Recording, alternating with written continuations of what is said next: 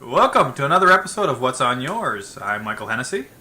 And I'm Cindy Smith. So this week we're going to talk about books, movies, music, and TV. How was your week? What was on your schedule for the past week there? It was hockey, a lot of hockey. We did Rogers hometown hockey for a day, and school and work. That was it. School and work And you? Well, it was a tough week last week, but we're getting hammered here on the East Coast with snowstorms all the time. I can't believe. And it used to be, if it's too cold, it's not going to snow. No, it's not. This winter has not been that. It's been minus 30. It was minus 40 on the weekend. Now it's minus 30s today, and we're still getting snow. We avoided the blizzard yesterday. Okay. Moncton It's minus 33 here with the wind chills. Yeah. The sun is shining, and it looks beautiful outside. I haven't stepped out to see. Okay. But we're not getting that storm. It seems to be like it's Ontario, and it's kind of like bypassing us and going to the East Coast. Like we're smack in the middle, and we're getting nothing. Well, the thing about having it so cold is it's the perfect time to stay inside, do some reading, and music, and all the stuff that we talk about. That's it. Now, after last week, I had mentioned I was going to get Gone Girl. I picked it up at the library, but I didn't get a chance to read it because my sister saw that I would have had it and she took it. So, no Gone Girl for me this week. What did you have? Shucks. A week without Gone Girl. What are we going to do? I know. I was thinking about putting like a semicolon Gone Girl episodes under the title of the show, but no. But you got some books.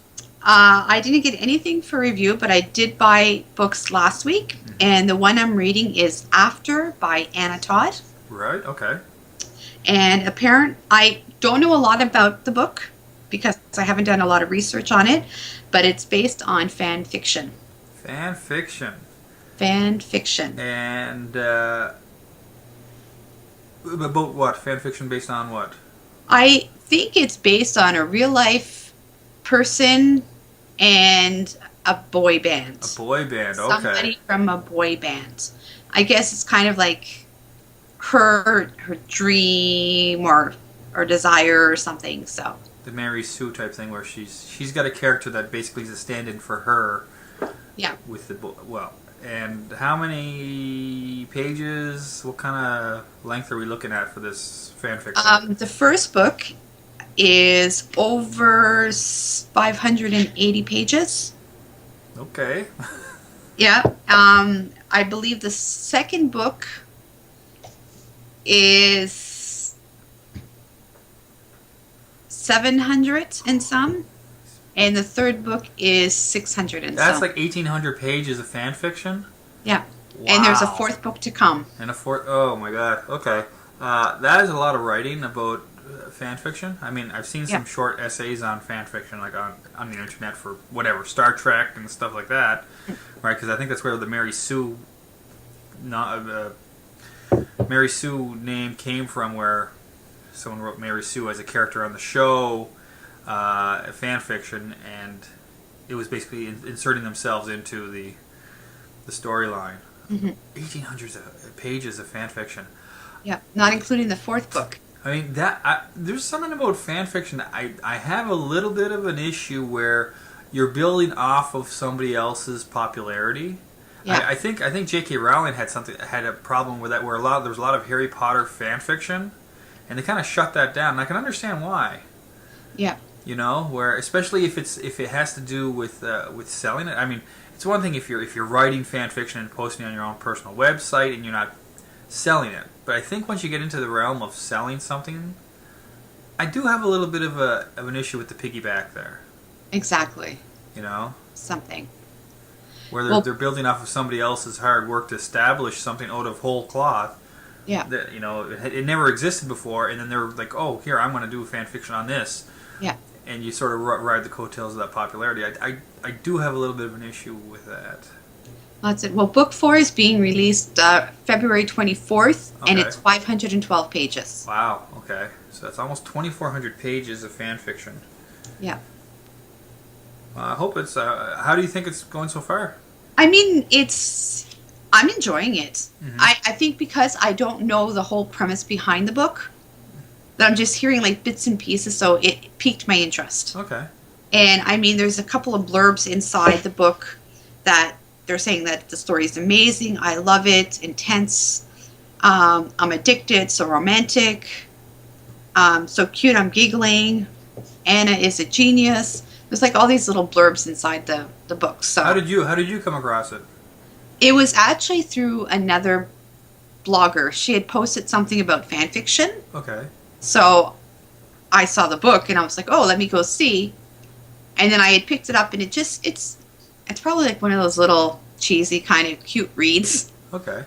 And I just figured something to break up the normal of my normal reading. Okay. Do you remember which blogger it was that had shared that with you? Her name is Pam from Bookalicious. Bookalicious. Okay. Yeah. All right. So she's in your in the book blogger circles with Cindy's Love of Books. She's a U.S. blogger. Okay. And she's actually a rep. She works with a book company, and she's like I want to say like an editor. Like she reads manuscripts and presents books to sell. Oh, okay. Neat. Yeah. Oh, just a sec. I have a doorbell. Just a second. Okay. So that was the fan fiction 2,400 pages series of fan fiction by Anna Todd. Anna Todd, yeah. Based around One Direction. For me, this past I believe week, it's One Direction. You're not sure? I'm not sure. Okay. I'm thinking because one of the characters is British. Okay. So I'm thinking One Direction. I could Okay. be totally mistaken. For me, since I'm in the horror writing mode, I read the screenplay for Scream by Kevin Williamson again. The classic, Wes Craven, Kevin Williamson collaboration there. I think that was a great new spin to give life to the horror genre again. Everyone sort of thought, oh, it's all kind of been done. But it was kind of like this self-referential twist to the horror movies that gave it a new lease on life in the 90s. And led to another, I think, 3 sequels after that. Scream 4, I think, was the last one. Okay. Yeah. So it's well written. It's it's nice, solid suspense and scares, and I mean, it's not fully within the realm of realism, I mean, there's certain conventions of the horror genre that it sticks with, but as a horror, as part of the horror canon, it's good. Okay. And I've nice never to get seen into it. that thinking of dealing with horror. Yeah. Okay. No, I've never seen it. You've never seen the Scream series? I've never seen it. Well, okay. This Halloween we can do a tweet by tweet of Scream, perhaps. Perhaps, yeah. Yeah. And talking about horror movies, this past week I watched a movie by John Carpenter, his most recent one, I think, The Ward, set in the early 60s, where a woman is committed to a psychiatric ward. Okay. And it's kind of along the lines of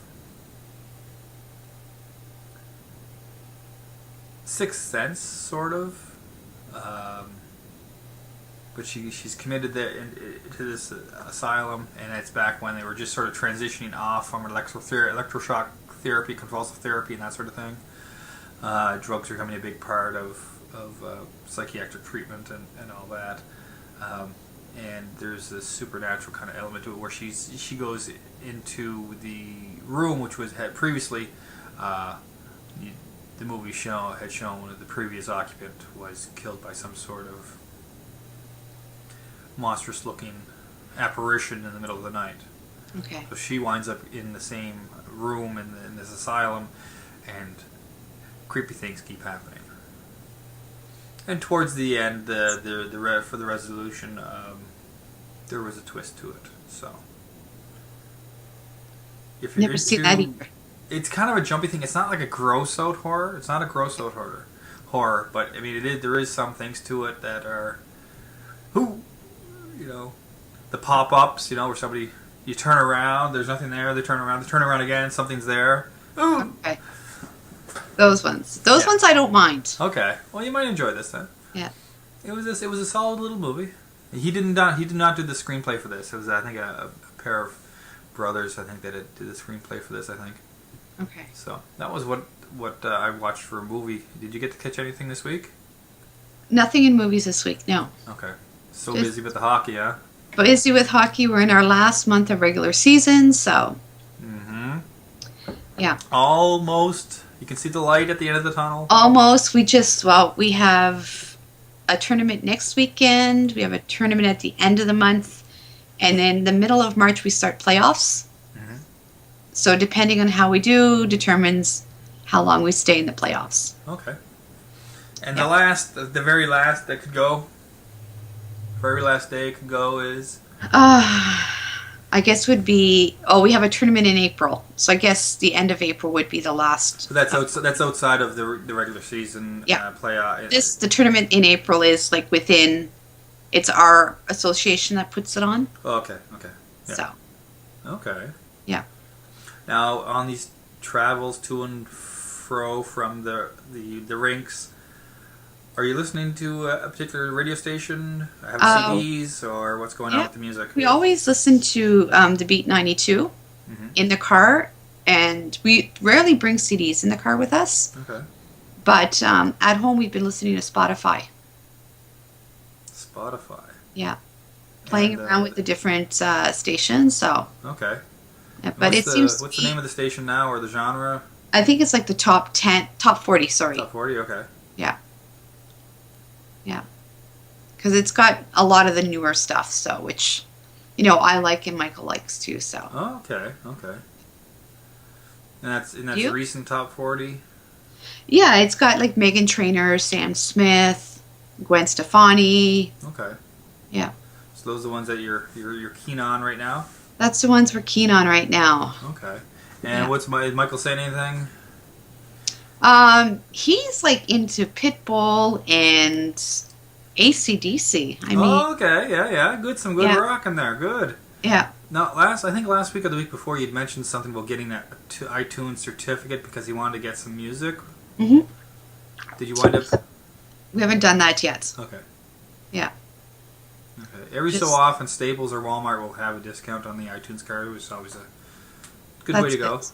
Exactly. Yeah. Now, for myself, soundtrack-wise, The Crow from the movie in the early 90s. Brandon Lee was in that movie. It adapted a movie from comic strip. Jim O'Barr did the comic strip for The Crow. Brandon Lee did a great job in the movie, and unfortunately, he actually was killed in a stunt on set. Oh, no. For this show. One of the guys with a prop gun, a piece of metal previous use, was stuck in the cylinder. So when he fired it, it was a blank, but the gunpowder still sent the piece of metal that was lodged in the barrel and basically shot him as though it were a bullet. Okay. And he died from that wound. Oh, wow. That was The Crow. But the story itself was based on the comic book, and it was in part a small bit of romance in that he and his fiance were murdered by this gang, and his love brings him back from the dead to extract vengeance on the people who were responsible for that. Okay. So if you've ever seen that, it's dark. Yeah. Yeah, I've never seen it. Okay. I feel like I'm still behind on things. Well, this one, I mean, it's 20 years old now at this point. It's on Netflix. If you do get a chance to see it, Alex Proya is the director of it. He has a very distinct visual style. He also did like Dark City, and it has a visual signature to it. Okay. Which is one of the reasons that I really enjoyed the show. So it was the soundtrack to that, which was leaning more towards metal and hard rock soundtrack to it. I've been listening to that this past week to sort of, again, with the whole horror movie screenplay thing that I've been working through. Fun. Yeah. And what about for TV? Glee. Still watching Glee. Right. And any big developments on the whole high school? Are they still in a high school? Or are they university? Well, no. Or? It's still a high school setting.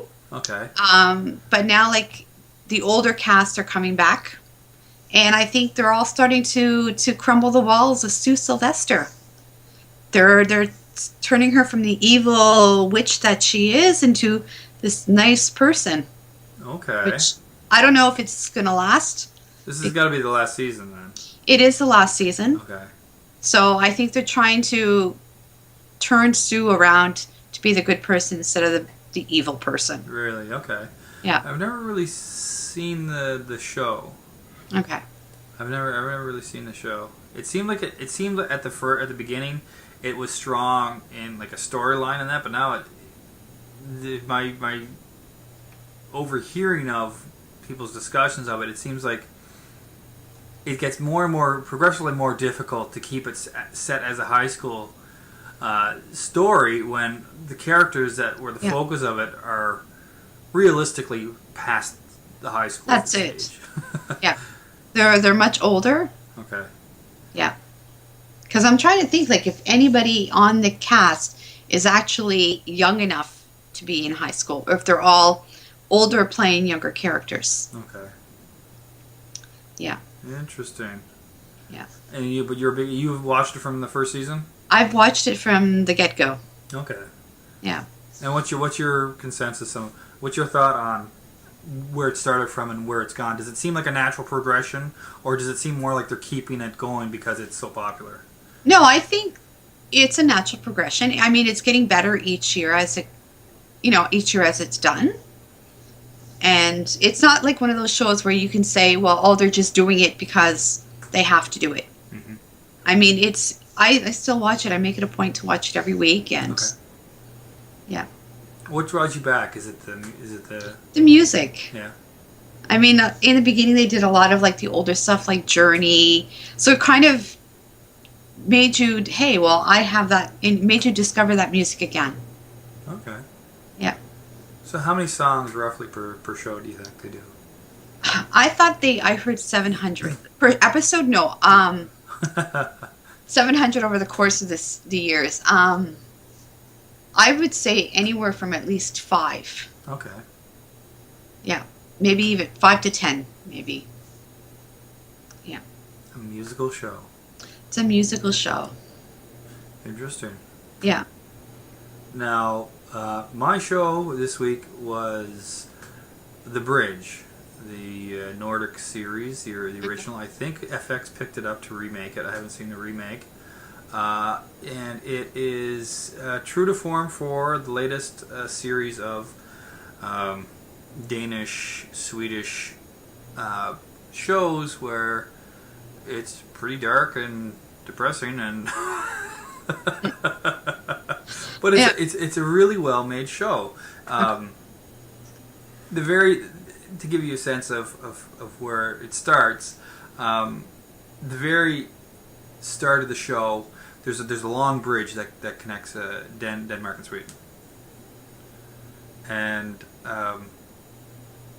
in the middle of the bridge, on the line between the two countries, like literally right on the line, the power goes out, and this is in the first few minutes. The power goes out on the bridge, so there's no lights, and then there's a car there, and the guy gets out of the car, and then he drives off, and when the lights come back on, there's a dead woman right there, half on one side of the line, half on the other.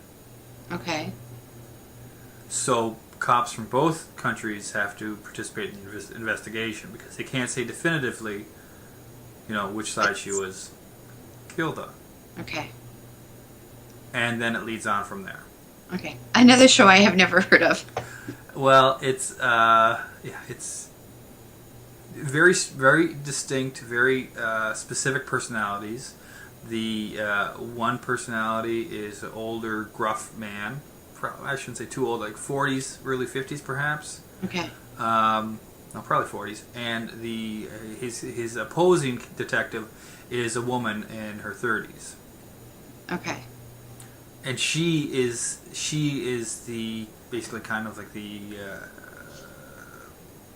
and not so much antagonist, but she's the one who generates the conflict. Okay. Good show. 10 episodes. I think they have 3 seasons of it. Okay. There's only 1 season available on Netflix that I watched. Okay. So if you're into kind of the detective shows that tend to be a bit on the dark side, this would fall into it. Okay. Similar to The Fall that I mentioned before with Gillian Anderson and Jamie Dornan. I think there's a couple other ones that are similar to it. Luther is another police show, another BBC show, kind of dark. You know, if you like The Fall and Luther, you might be interested in The Bridge as well. Okay, I'll have to check and it out. The Killing, that was the other one that was remade.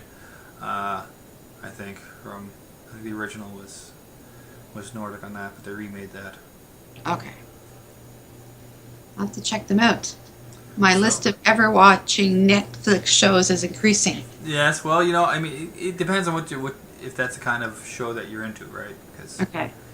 you can get kind of like, depressing, bleak, fatalistic, but the writing is well done, and the stories are interesting. Okay. If you're into that. So there we go.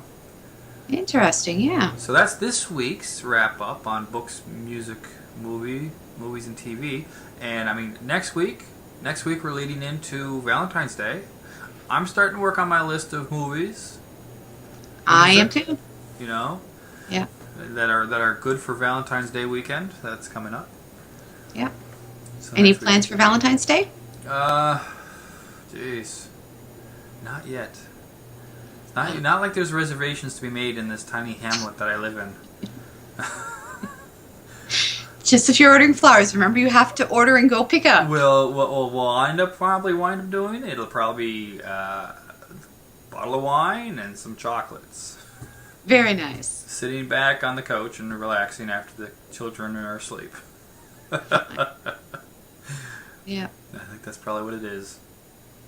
Well, you enjoy that. We're away for a hockey tournament that weekend. Ooh, okay. Yeah. Where at? Plattsburgh. Okay. Yeah. Doing a little travel then. Do a little bit of traveling, shopping in the U.S., so. Okay. Anything big that you're going to be picking up? Groceries. Yeah. Books or That's anything it. like that too while you're down there? They don't really have a bookstore in Plattsburgh. Ooh, well, I don't know.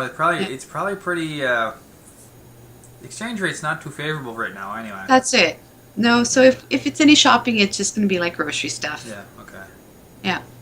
Wow. Stuff we're not going to get taxed at the border with. Okay. Yeah. Great. Well, I think that wraps up for this week. Thank you very much, Cindy. It's another good week. I'm looking forward to next week, especially with the theme of Valentine's Day. We can talk about that. I know we're going to have some discussion about some of the things that are coming out. 50 Shades of Grey. 50 Shades of Grey is coming out, yeah. You know, we'll be able to talk about that. And your old show, The Bachelor and The Bachelorette. Yes. I'll have to check to see what's happening. Let's see the latest on that. And I'll come up with a list of picks for movies if you're looking for good movies to spend with Valentine's Day.